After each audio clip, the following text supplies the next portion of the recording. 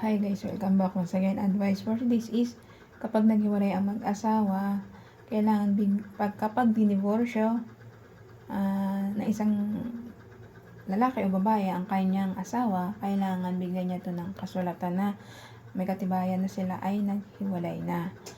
So, kapag halimbawa wala tayong kasulatan o papel na pinakakatibayan na nagkikipaghiwalay tayo dun sa asawa natin, so kung wala yun, yung mga kasulatan na yun, at walang pinirma ng bawat isa, so wala kayong legally na katibayan na kayo ay naghiwalay. So, kailangan magpirmahan kayo para katunayan na diniborsyo nyo na yung isa't isa. So, kapag wala po kasi yun, tapos hindi kayo nagkaroon ng kasulatan, tapos nagkanya-kanya kayo ng asawa, naghiwalay kayo at nagkanya-kanya kayo asawa, nagkakasala na po kayo pareho. Yung asawa mong lalaki at ikaw din, siyempre nag-asawa ka na rin ng iba. Kailangan po, bago po kayo maghiwalay, magkasulatan po kayo sa barangay o gawa kayo po sa batas o legally kayo magkaano ng abogado nyo, magbigay ng bawat isa nyo na pipirma kayo na divorce na kayo. Siyempre ganun po yun, dadaan po tayo sa legally at pag-uusap at sa barangay gagawa kayo ng kasulatan na naghiwalay na kayo para legally na pwede ka na mag-asawa sa iba at di ka magkakasala sa mata ng ating Diyos amang buhay na nasa langit.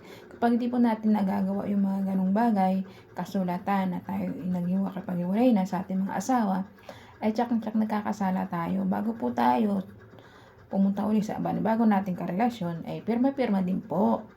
Pero po tayo legally, gawin natin batas na totally na wala na po kayo ang bawat isa sa inyo. Ganun po yun. Bago tayo uli landi-landi sa bago natin, pangalawa natin makakasama sa buhay, ay gawa-gawa din ng kasulatan para hindi tayo magkakasala sa ating Diyos amang buhay na nasa langit. Ang pag-iwas sa paggawa ng legally na kasulatan na kayo nag-divorce ay hindi, siyempre, kalugod-lugod nyo sa ating Diyos amang buhay na nasa langit kasi gumagawa ka ng katibayan na wala na kayo. Pero kapag wala kayong ganun sertipiko o katibayan na kayo naghiwalay, ay magkakasala kayo. Siyempre, sa mata ng Diyos, kayo mag-asawa pa rin pag wala kayong legally na paghihiwalay na kasulatan. Pero kapag kayo nagkaroon ng legally na kasulatan at kayo naghiwalay na, ay tsak na tsak, hindi ka magkakasala sa mata ng ating Diyos. Ang buhay na nasa langit, ang gagawin lang po natin, pumunta po tayo sa mga abogado, magtanong po tayo sa mga munisipyo natin, sa ating lungsod o lugar natin, barangay natin, sa munisipyo natin, magtanong tayo, may mga legal naman doon na abogado na mga libre sa ating munisipyo. I-guide nila tayo kung ano dapat natin gawin. Ganun po yun. Pero habang